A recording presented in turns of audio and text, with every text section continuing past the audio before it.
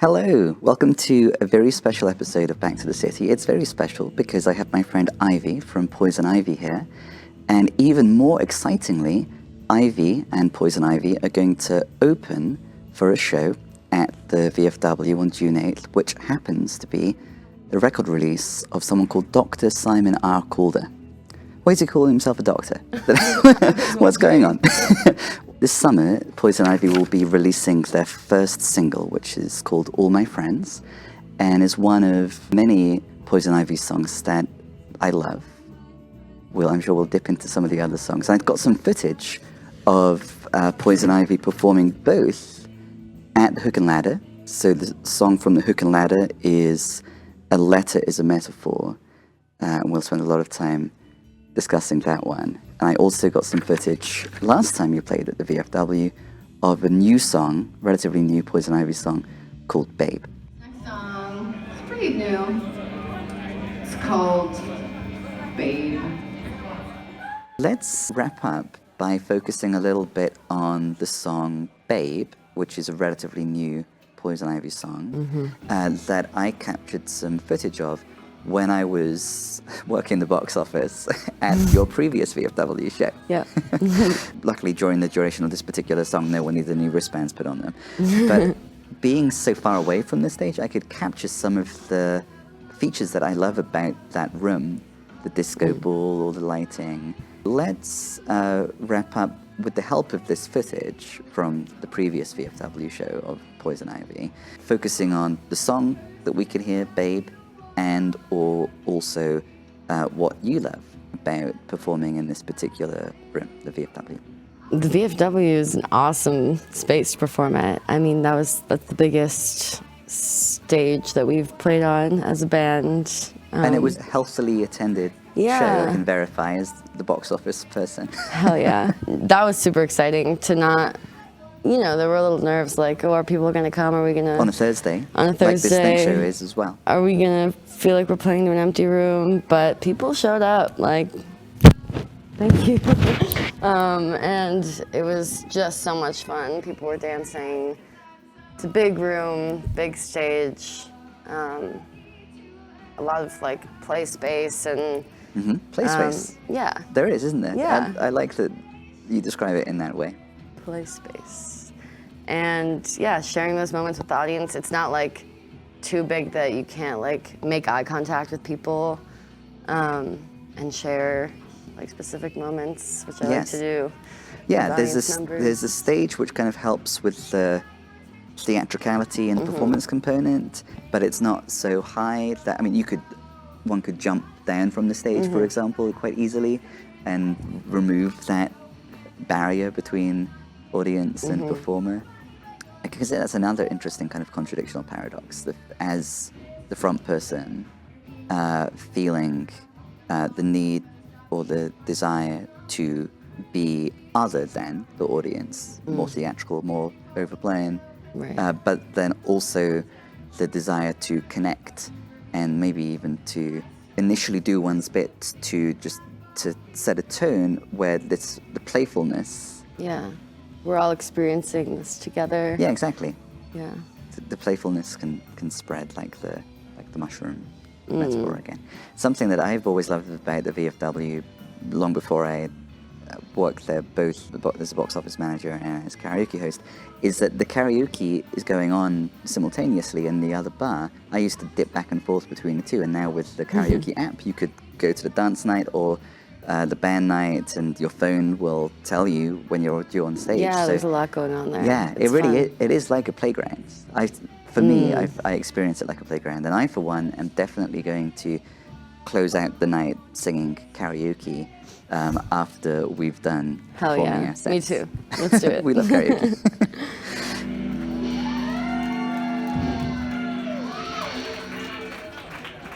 Alright, this next one's also pretty new. First, we Please. don't have a release date for the song, so I can't promise this summer. We just recorded it. And where did you record All My Friends? We recorded it at Aura Vortex Studios. A friend of mine, Matt, who's in the band Robot Slide, is producing it for us, and it's his studio. So we're really lucky he's helping us out with it. He's awesome.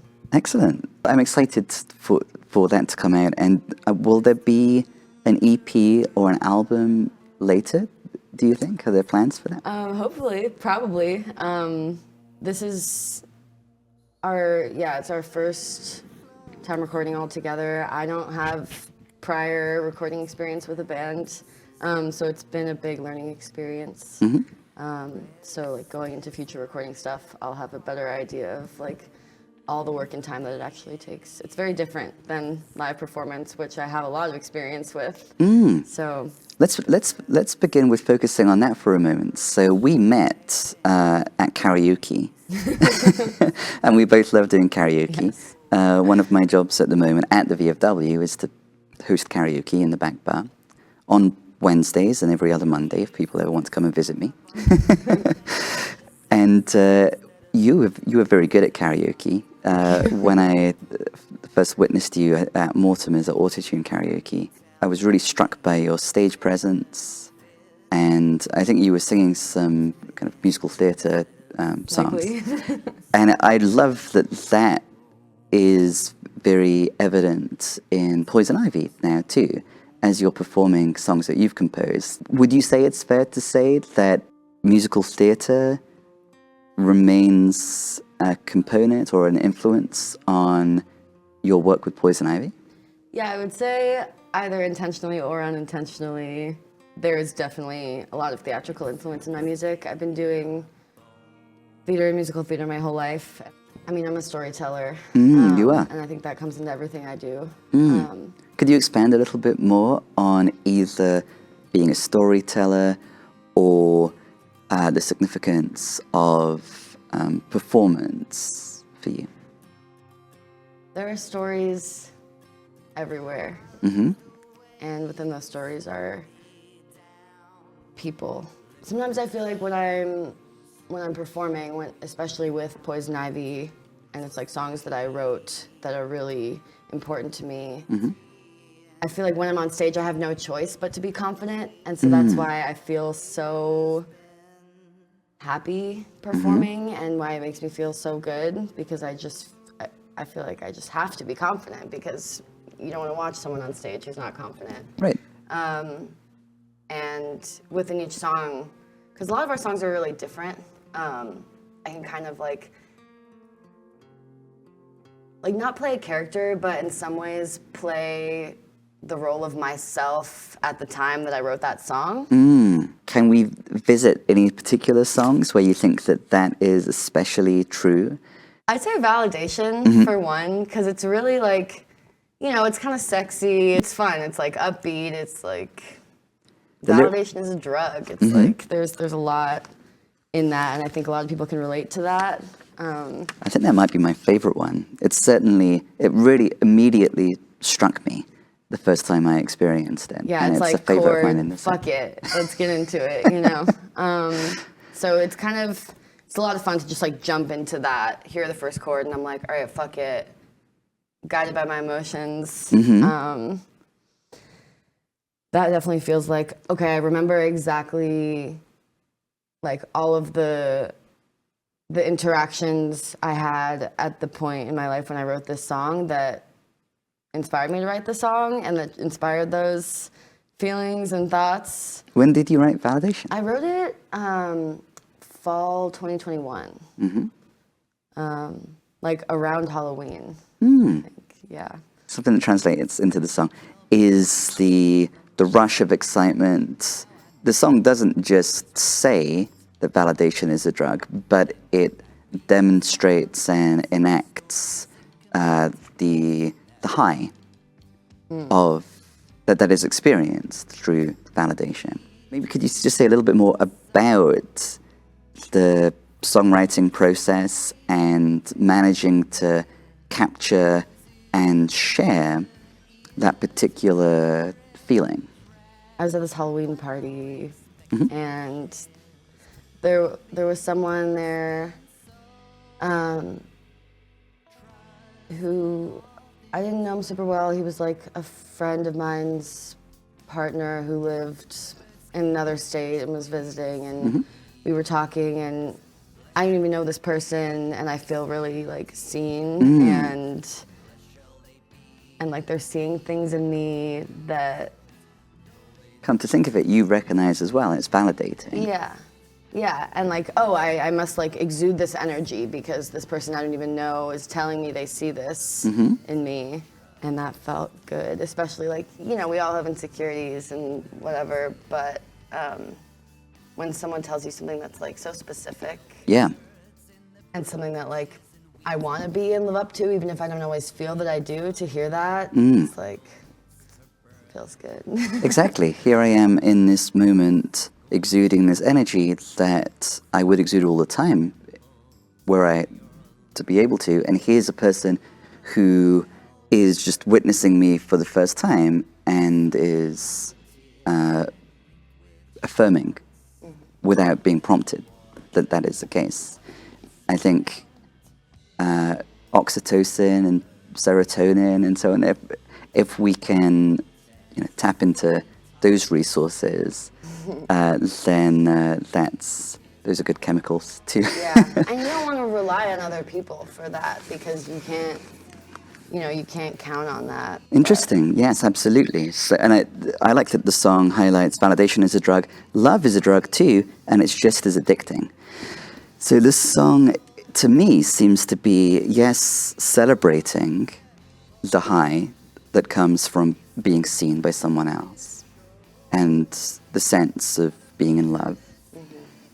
And also remaining astute and aware about what you just highlighted, the risks that come with seeking external validation. Yeah, and there's a lot of lyrics too in the song about like, talk to me, tell me something. It's like this need, like you're like whisper in my ear. Yeah, whisper in my ear, like trying to like pull this out of someone, or like the longing. Like there's a lot about dopamine. What is the line about dopamine? It's my dopamine goes crazy when I know you're ready. So tell me already, because I'm unsteady. Dopamine is like, I think about dopamine a lot. Just this like wanting, longing, the feeling of like anticipation, like will I get it? I can't wait to get it. Like it's applicable, like, with all of the addictions we have in life, like whatever it is, validation, love, drugs, whatever. What I love about the song so much is that it simultaneously is excited, invites us into that excitement too, and yet it's wry and aware and suspicious of the excitement, that it's not judgmental of. I like the trick that the song is pulling off. You're very welcome. And it introduces the theme of love and questioning what love is, that I think shows up in a few of the other songs, and that also shows up a bunch in the record Hum, which is a nice little synchronicity, I think. So in A Letter is a Metaphor, what that song says about love is that love is an action, it's not just a feeling. And that was the first lyric in the song that really hooked me when I encountered it live the various times. Could you expand a bit on this statement, love is an action, it's not just a feeling, and how it relates to either this specific song, A Letter is a Metaphor, and or the coherent ethos of Poison Ivy? When I wrote this song, it kind of started as like, I wrote these letters to my partner at the time, who was abroad, and like hadn't received one back, and I was really upset about it. And then I was hanging out with a friend of mine who they actually said, love is an action, it's not just a feeling, or something along those lines. And I don't know if they even knew how much that hit me, and that I kind of turned it into this song. Did the friend say that in response to this letter situation? Yes. And your sadness about the sending the letter not being reciprocated? Yes. Yeah. That's what it was about. which just felt really true, you know? Like, I feel like in relationships you can feel a lot of love and know that you're loved too, but that's not enough. It felt like this big thing, and it turned into this song that's literally like about so many things. Like It begins by telling the story, the original story of sending the letter Yeah. and being sad about not receiving the letter back. And then it goes into like, tie me up and leave me in the bushes. Everyone's gonna be looking for me, and then like I feel like I always get nervous right before playing this song because I'm like, should I give a content warning? Because I'm gonna be talking about school shootings and like ghosts but really it's like also just about like love. Yes. It's like kind of a non-linear journey of a bunch of different things. Big stream of consciousness song. The focus on writing a letter comes in after that introduction, which is more kind of philosophically ruminating on human nature and our core needs. I need something from everyone, but no one owes me anything, and I don't owe either. We want to be in the flow of love. So if I smile at a stranger and I don't receive a smile back, then it's upsetting. Yeah. And then it's even more upsetting, of course, if it's not smiling at a stranger and not receiving a smile back, but sending a letter to my beloved person and not receiving a letter back. I think that although the song is non-linear, there is a coherence. Could you reflect a little bit on how you let the song evolve in this non-linear way? Sometimes when I'm writing songs, there's like, you know, a certain theme to a song, like that. This is what the song is about. And sometimes it'll just take me places and it'll be about way more than just that one thing that I went into writing it with the intention of it being about. With the old-timey ghosting line, that really just led into this next section. Yeah, and the seg, the pivot point is because whether it's really so bad to not send a letter back depends on how you feel about something I'd call old-timey ghosting. Essentially, is it okay to ghost a person? Yeah. And then that ends up being the seg to Yeah. reflecting on. And then also just the insecurities of like, is it bad? Am I overreacting? You know? I guess it depends how you feel about this situation. Because like, we don't live in a world where we only communicate through written letters. We all have cell phones and like can hit each other up at any moment. So it's just kind of this different form of communication that feels a lot more intimate these days and special, you know? Yeah. That like you take the time to like write something on paper and put it in an envelope and put a stamp on it and bring it somewhere for it to travel across the world or however far to reach someone. It goes through a lot more like history and like experience in this paper than like just a message that like flies through the air invisibly somehow. Yes, and there's this sense of, I think it's analogous to the commitment that you make to yourself and the audience when you perform. You were saying at the beginning of the interview that you want to, and it's easier to show up as confident because, I mean, essentially that seems loving. It's what people want in the performer, and what you're willing to give and wanting to give, whether or not it's owed necessarily.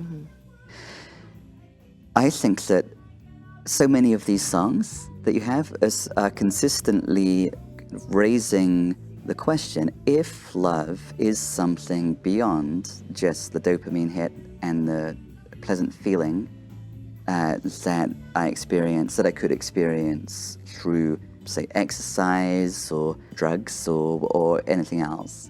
if love is something beyond just that dopamine hit and that feeling, then what is this thing and what are the conditions for sustaining it?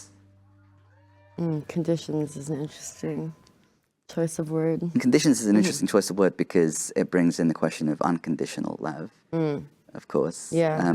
I am very interested in these kinds of topics, and it's like the major theme in the record Hum. The record Hum is also raising questions about what love is. And I like that for the ancient Greeks, there were 4 different types of love, and one of them is agape, which is unconditional love. Another one of them is eros, which is kind of romantic love. And then there's philia, which is friendship. I think friendship is a form of love. You know, I love my friends. And I think in our culture, it gets acknowledged as a form of love, obviously less than romantic love. And then storge, I'm not sure whether I'm pronouncing that one right, is like familial love. Like the love, say, that a parent would have for their child, for example. And I like that the Greeks had this sense that love is not just romantic love, essentially, and that all of these 4 types of love can be present in one particular type of relationship. On the back of you noticing, or highlighting that condition is an interesting word to kind of bring in. What reflections do you have on there being possibly different types of love? Friendship being a type of love, familial love, a romantic love, unconditional agape love. You said that there is a greater importance placed on romantic relationships than friendships in our society, and I think that's true. I think most people would agree with that. There's a lot of stuff out right now, I feel like specifically in relation to like relationship anarchy and those kind of ideals of certain labels like limiting relationships or like seeing someone a certain way just because they're like your friend or like a relationship can be whatever you want it to be, you know? Right. It's not like we're filling boxes. It's like you get to create something between you and someone else. Yes. Whatever you want. Absolutely. And that's kind of exciting. Yeah, and don't let the labels get in the way of connection and experiencing the reality of connection. Yeah. There's a lot of songs in the world about love. Yes, most songs. Most songs are songs. love songs and they're romantic love songs. It's obviously a very powerful and inspiring feeling. Like often, like sometimes too, I'm like, damn, I wish I could write a song that's not about love. And like I have and I can, but it's cool to think about too, like, oh yeah, All My Friends is a love song too, but it's not To your like, friends, you love your friends. Yeah. But it's not like a conventional love song, you know, like in essence it's like a protest song, you know, but it's like love is a protest too. Love is a lot of things. With some of the songs, I would take a part of myself and exaggerate it, and that was like this Cephas part. Right. And then the song could go somewhere that if it was just like Simon writing a song, it wouldn't have gone. Yeah.